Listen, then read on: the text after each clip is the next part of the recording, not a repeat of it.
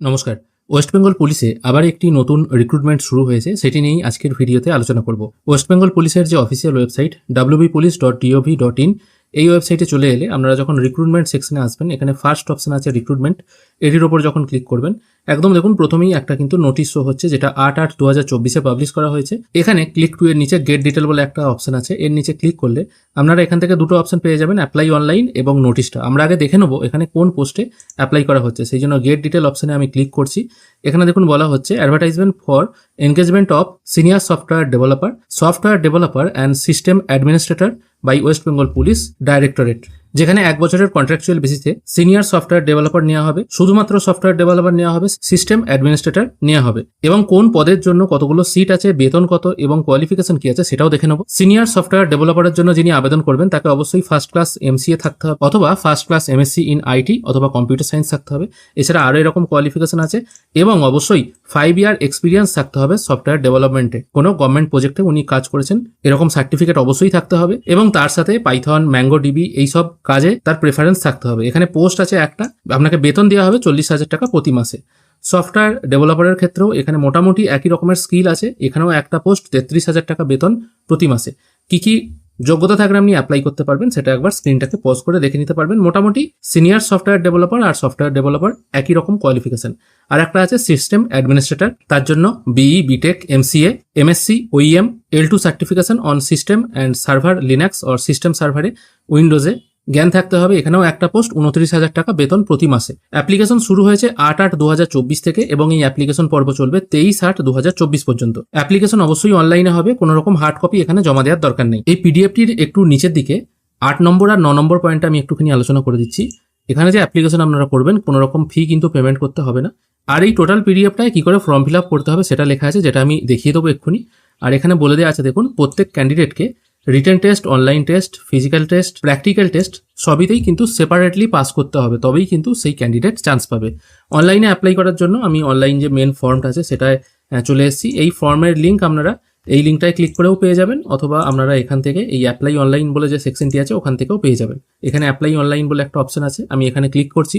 এখানে ক্লিক করার সঙ্গে সঙ্গে এখানে কিছু জেনারেল ইনস্ট্রাকশন দেওয়া আছে, এগুলো জাস্ট একবার দেখে নেবেন। আর ফটো সিগনেচারের ব্যাপারটা এখানে বলে দিচ্ছি। ফটোগ্রাফ আপনাকে আপলোড করতে হবে, ম্যাক্সিমাম 3 মাসের পুরনো, তার বেশি পুরনো হলে হবে না। কালার ফটোগ্রাফ, ডার্ক ক্লথ, মানে আপনার গায়ের পোশাকটা যেন একটু ডিপ কালারের হয়, এবং হোয়াইট ব্যাকগ্রাউন্ড। চলুন এবার ফর্ম ফিল আপ প্রসেসটা দেখা যাক। সেই জন্য প্রসিড অপশনে আমি ক্লিক করছি। এখানে ক্লিক করার পর একটি নতুন উইন্ডো খুলে গেল, যেখানে ফর্ম ফিল আপ করতে হবে। এখানে কোন পোস্টের জন্য আপনি অ্যাপ্লাই করছেন সেটা এখান থেকে প্রথমে চুজ করে নেবেন। তারপর আপনার নামটা ফার্স্ট নেম, মিডিল নেম এবং লাস্ট নেমের ঘরে বসিয়ে দেবেন। আপনার জেন্ডার সিলেক্ট করবেন, ডেট অফ বার্থটা সিলেক্ট করবেন। তারপর আপনার একটা ফটো এবং সিগনেচার আপলোড করে দেবেন। ফটো তো কেমন হবে বললাম, আর সিগনেচারও মোটামুটি সাদার উপরে কালোতে। আর মোটামুটি এগুলো হবে কিন্তু জেপিইজি ফরম্যাটে 30 কেবির মধ্যে। তারপর আপলোড করতে হবে আপনার আধার কার্ডের একটা কপি, এবং আধার নাম্বারটা এখানে বসিয়ে দেবেন। আধার কার্ডের কপি আপলোড করবেন PDF ফরম্যাটে 200 কেবির মধ্যে। ন্যাশনালিটি ইন্ডিয়ান থাকবে, ইমেল আইডি পুট করবেন। তারপর আপনার ফোন নাম্বারটা এখানে পুট করবেন। তারপর এখান থেকে গার্জেন হিসেবে কার নাম দিচ্ছেন সেটা এখানে চুজ করে নিয়ে তার নামটা এখানে বসিয়ে দেবেন। তারপর আপনার টোটাল অ্যাড্রেসটা ঘরে পুট করবেন, village, post, state, police station, pincode এই হিসাবে। প্রেজেন্ট ও পার্মানেন্ট অ্যাড্রেস একই হলে এই ঘরে টিকমার্ক দেবেন, অন্যথায় আলাদা করে এখানে অ্যাড্রেসটা বসাতে হবে। তারপর আসছে আপনার এডুকেশনাল কোয়ালিফিকেশন কি কি আছে। এবার কোন পোস্টের জন্য কি রকম যোগ্যতা দরকার সেটা তো আমি আগেই বললাম, সেই অনুযায়ী আপনারা কোন এক্সাম পাস করেছেন, কোন বোর্ড থেকে পাস করেছেন, কত সালে পাস করেছেন, রেজাল্ট কি আছে, কত পার্সেন্টেজে, সেগুলো এখানে বসিয়ে দেবেন। কম্পিউটার সার্টিফিকেট যেটা আছে সেটা আপনাকে অ্যাড করতে হবে। তারপর ওয়ার্কিং এক্সপিরিয়েন্স আপনার কত দিনের আছে সেটা ফ্রম থেকে 2 দিয়ে এই হিসাবে ক্যালেন্ডার ডেট ওয়াইজ সিলেক্ট করে বসিয়ে দেবেন। তারপর আপনি কোন প্রতিষ্ঠানে কাজ করেছেন সেটা এখানে বসাতে হবে। প্রথমে কোম্পানি নেম, কতদিন থেকে কতদিন পর্যন্ত কাজ করেছেন, কি টাইপের কাজ করেছেন এবং কোন প্ল্যাটফর্ম ইউজ করেছেন। প্ল্যাটফর্ম বলতে এখানে কোন ল্যাঙ্গুয়েজ ইউজ করেছেন সেটা এখানে দিয়ে অ্যাড করবেন। যদি আপনি একটা প্রতিষ্ঠানেই কাজ করে থাকেন তাহলে তো একবার অ্যাড করলেই হয়ে যাচ্ছে, আর যদি মনে হয় আরও অন্যান্য প্রতিষ্ঠানে কাজ করেছেন তাহলে এখানে অ্যাড করে করে আলাদা আলাদাভাবে বসাতে হবে। ম্যাক্সিমাম 3টে কিন্তু আপনি এখানে দিতে পারবেন। এরপর অ্যাডিশনাল ইনফরমেশন যদি আপনার কিছু থাকে সেটা পুট করে দেবেন 150 শব্দের মধ্যে, এবং শেষকালে আপনাকে আপলোড করতে হবে আপনার লাস্ট এক্সাম সার্টিফিকেট যেটা আছে সেটা PDF ফরম্যাটে 200 কেবির মধ্যে এই চুজ ফাইল অপশন থেকে আপলোড করবেন। কম্পিউটার সার্টিফিকেট যদি থাকে সেটা আপলোড করবেন, এবং এক্সপিরিয়েন্স সার্টিফিকেট PDF ফরম্যাটে 200 কেবিতে এখানে আপলোড করতে হবে। তারপর আপনি কোথা থেকে আবেদন করছেন সেই প্লেসটা দিয়ে ডিক্লারেশনের ঘরে টিক মার্ক দিয়ে সাবমিট ফর্ম এই অপশনে ক্লিক করবেন। এখানে বলে রাখি, ফর্ম সাবমিট করার জন্য কোনো রকম কিন্তু পেমেন্ট আপনাকে করতে হবে না। ফর্ম সাবমিট হয়ে গেলে আপনার সামনে একটি অ্যাপ্লিকেশন আইডি জেনারেট হয়ে যাবে।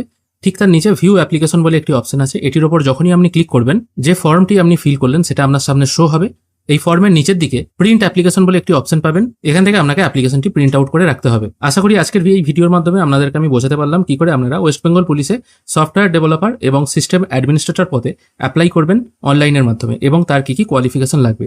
আশা করি আজকের এই ভিডিও আপনাদের ভালো লেগেছে। যদি ভালো লেগে থাকে অবশ্যই একটি লাইক করবেন। ভিডিও দেখার জন্য অসংখ্য ধন্যবাদ। ভালো থাকবেন।